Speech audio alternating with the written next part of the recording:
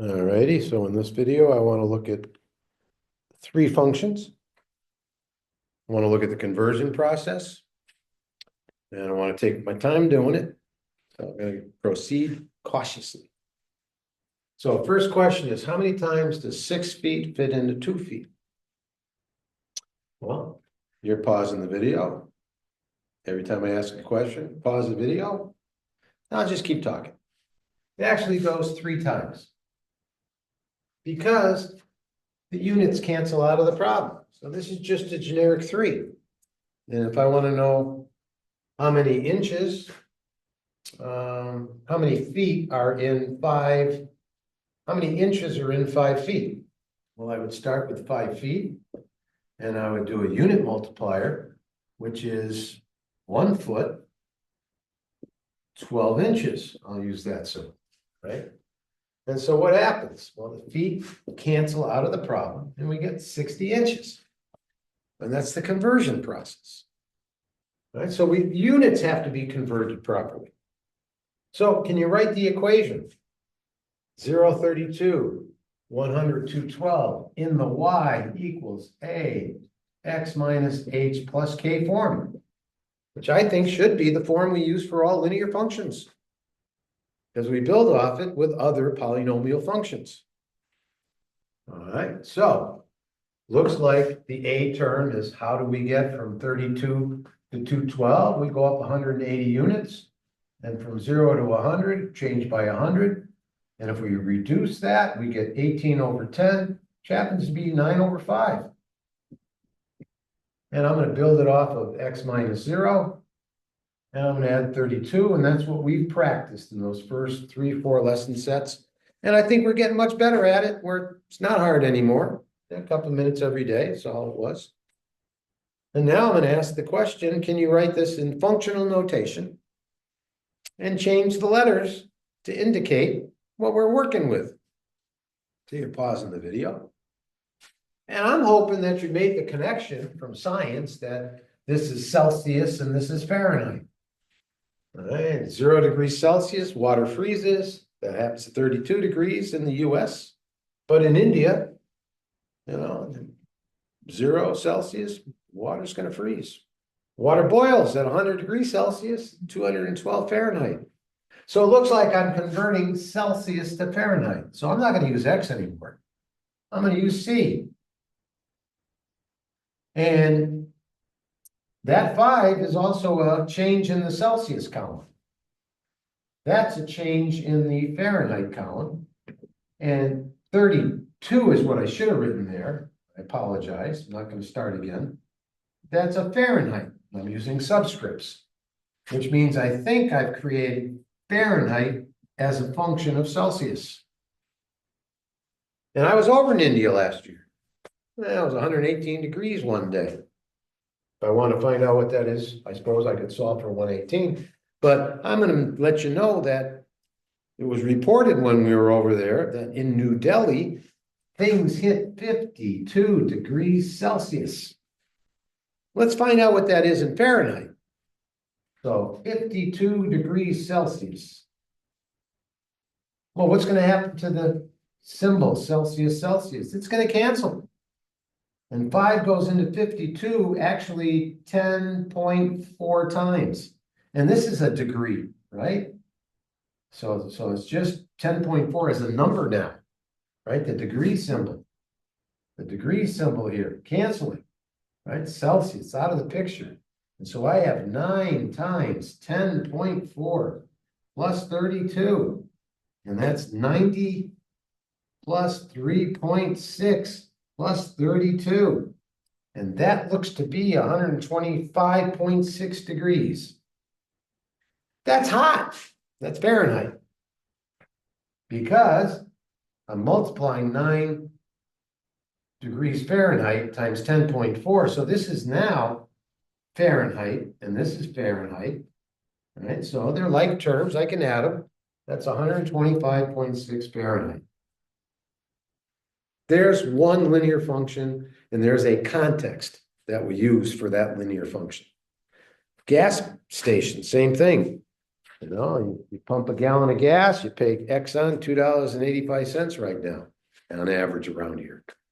You pump 2 gallons of gas, you're paying $5.70. 3 gallons of gas, $7.95 goes to Exxon, right? There's a constant rate of change. Let's see, you're looking this way, so every gallon up to 85, every gallon up to 85, every gallon up to 85, linear function. All right, let's look at a quadratic.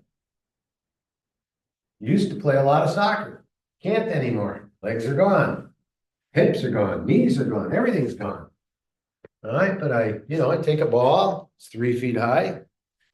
At 0 seconds, ball is 3 feet high. Yeah, kick it straight up, in a controlled environment. On planet Earth, ball comes back down.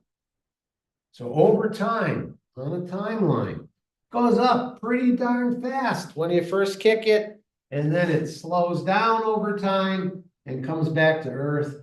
And at 4 seconds, it would be 3 feet high again. And it turns out that after 2 seconds, right, I'm hitting a max. It's in between the root, these aren't roots, but they're, hitting the same constant. So that's a 2. And it goes up to 67 feet. I used to do it all the time, every single time. Perfect kick, straight up 67 feet, come back down. Then it hits the ground. Looks like it hits the ground a little bit bigger than 4 seconds. Gonna hit the ground. We're gonna find that in a minute. But can we write the equation so we can work with this? All right, we'll change X and Y into some other letters in a minute. But where's the pattern emanate from? Well, you've had 4 days, just starting to really get into this. I think we're going to build it off of the vertex. And 67 is feet. I'll use F again. And 2 is seconds. So I'll use S. And minus 2 seconds. So if I put 2 in, 2 minus 2 is 2 seconds minus 2 seconds. If I take 2 seconds away from 2 seconds, I got a generic 0 squared plus 67 feet. Okay? I've made a correspondence. Now, if I move over to 4 and I square it, I should go up 4 units. I should go up 4 units. I didn't go up 4 units. I actually went down 64. 67 to 3. I'm using the right side. Same thing on the left, right? Because when you square negative numbers, you get positive, right? So it doesn't matter if I go back 2 seconds in time. If I square it, I should have gone up 4 square units.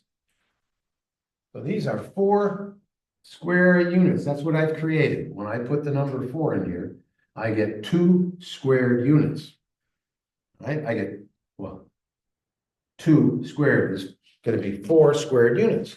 Well, I don't want 4 units squared. I don't want that.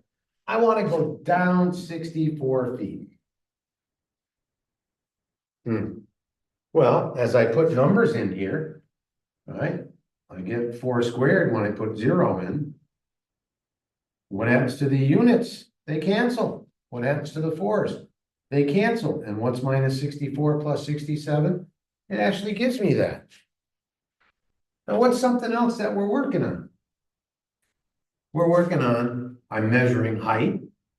I'm using time. So I think I could write that as height as a function of time is equal to minus 64 over 4 is actually minus 16 t minus 2 squared plus 67. And when you see problems like that, you don't really think about the units as much as we should. And I'm trying to point it out that I'm going to get time in seconds squared. So this is canceling seconds squared and it's bringing in feet. And we don't usually attach the units. But we are practicing this.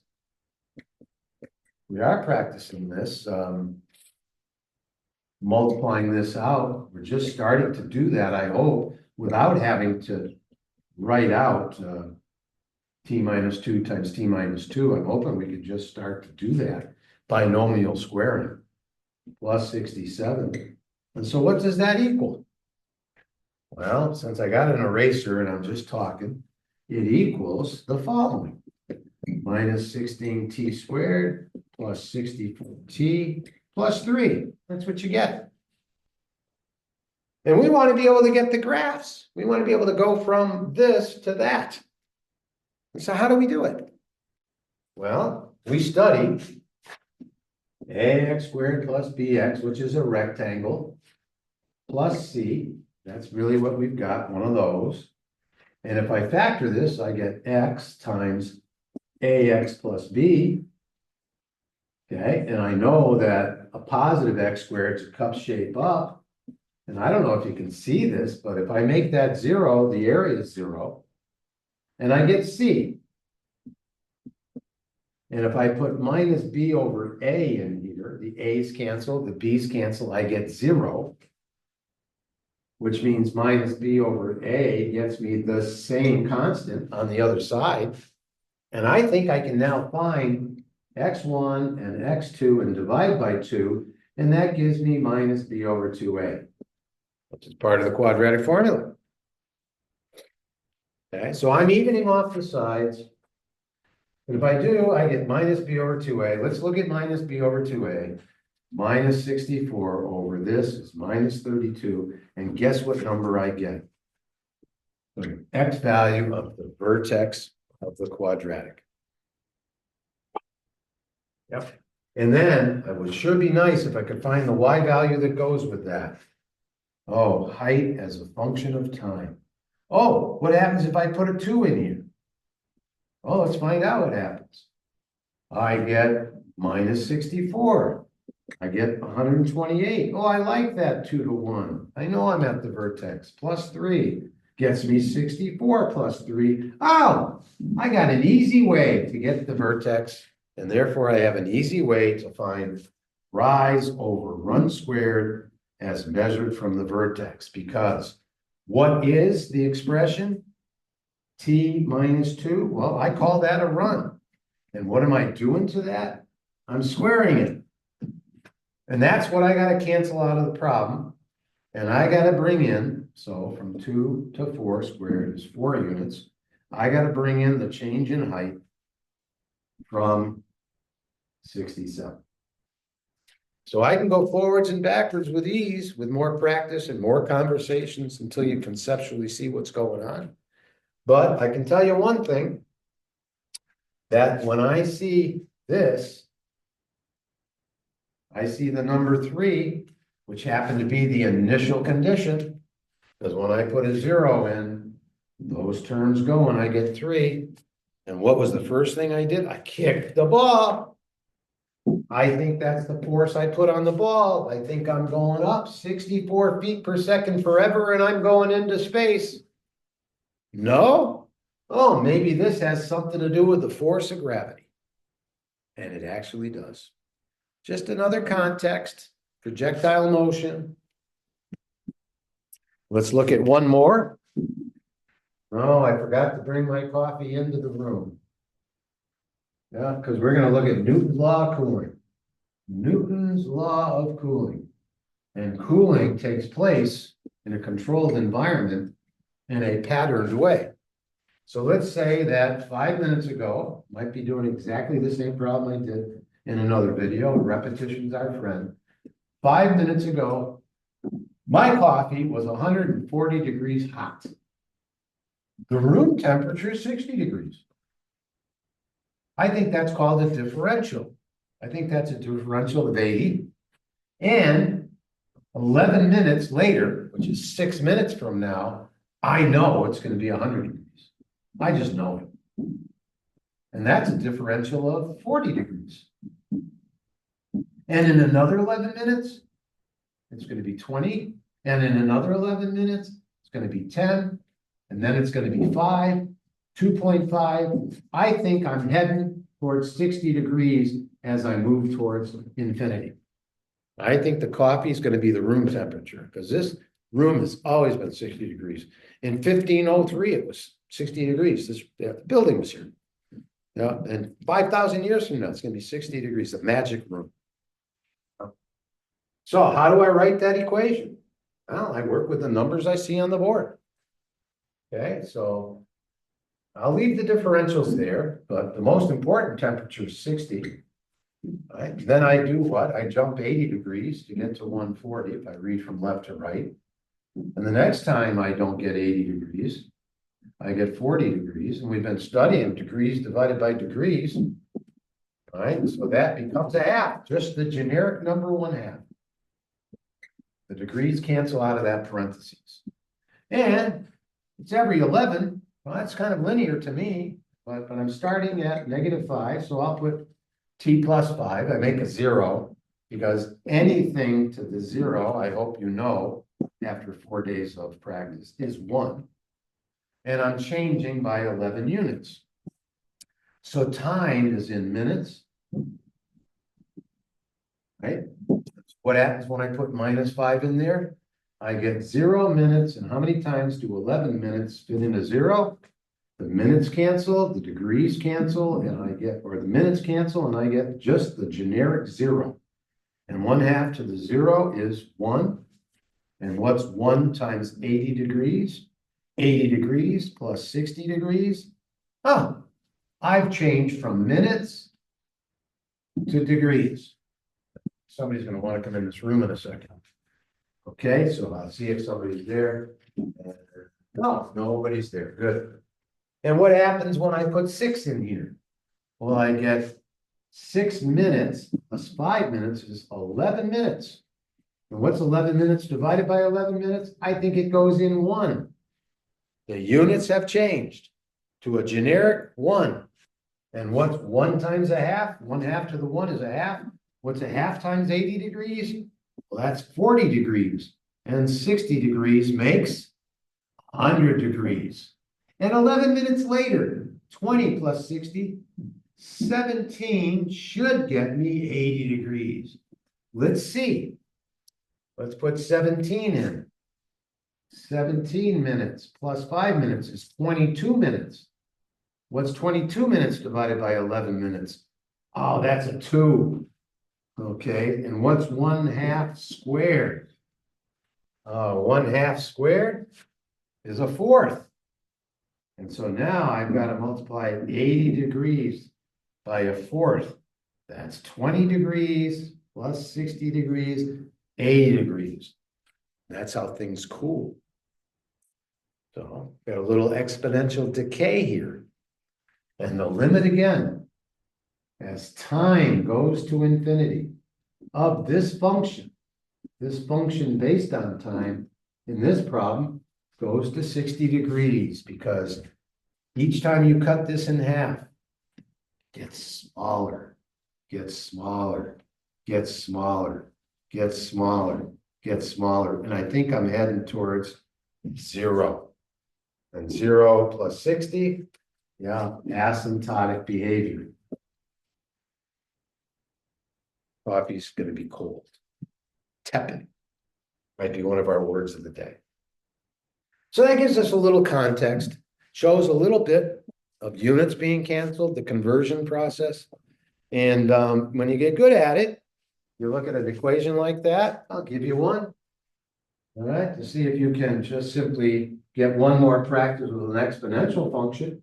And I'll give you a quadratic, and we'll put it in graphing form real quick. All right, so let's do the quadratic first. Let's put y equals 2x squared plus 20x minus 3. Let's graph it. I think positive, cup shape up. How do I find that x value? It's been 20 minutes since I've talked about it, or 10, so maybe you forgot. But I hope you remember minus the over 2a pretty soon.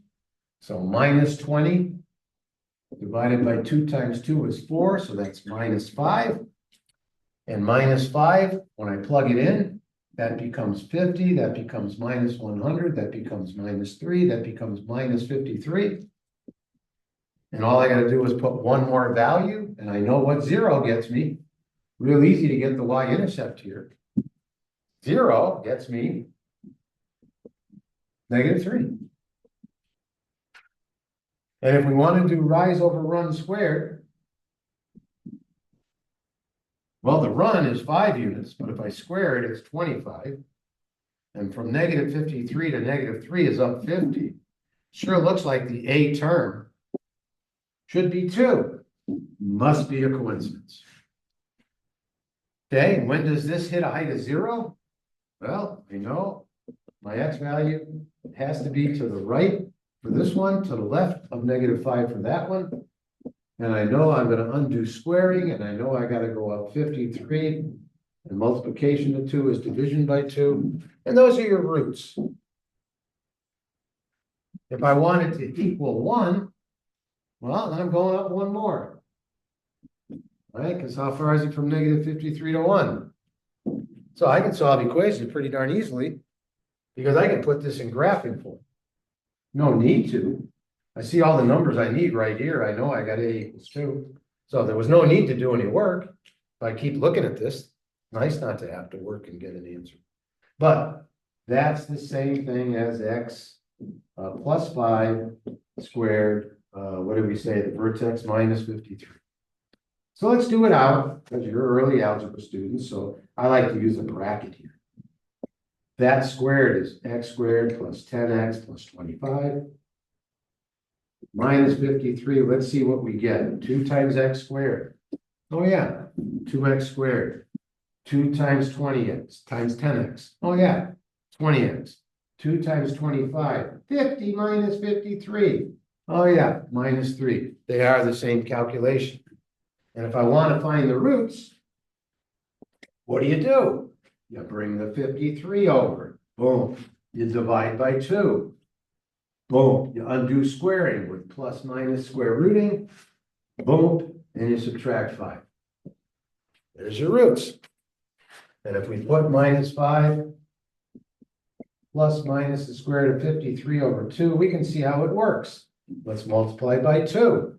Certainly the 5's cancel, the 2's cancel, squaring a square root cancels, and I'm left with 53 minus 53, which hits 0. All right, so that was one thing we're going to learn how to do, put those quadratics in graphing form. Then we're going to learn how to write the equation of an exponential function. I'll try to give you a canned problem. Let's say I'm going up 10.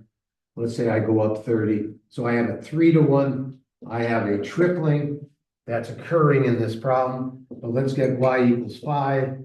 Let's throw it off kilter a little bit. And let's say in 1900, I have 5 plus 10, 15.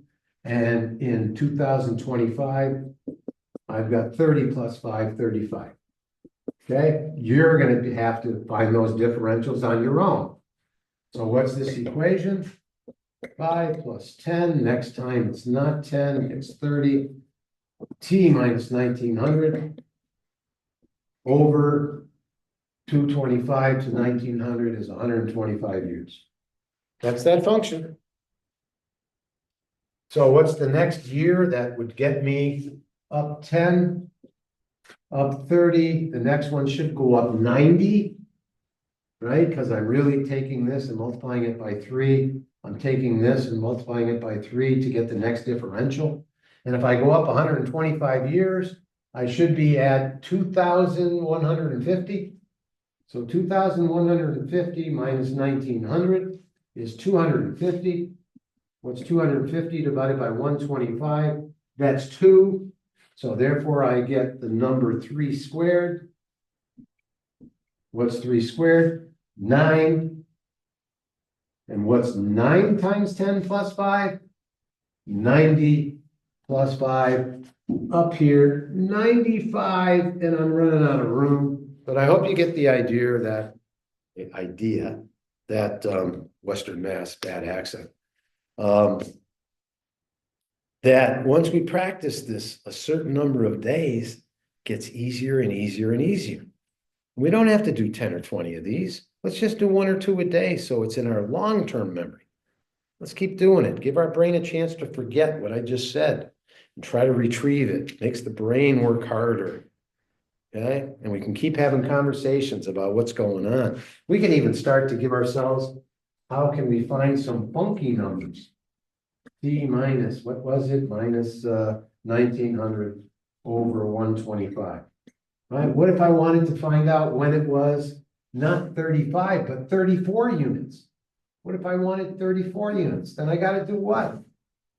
Then I gotta set this to 34 and I gotta solve an equation. So what am I gonna do? I'm gonna take 34 and I'm gonna subtract 5.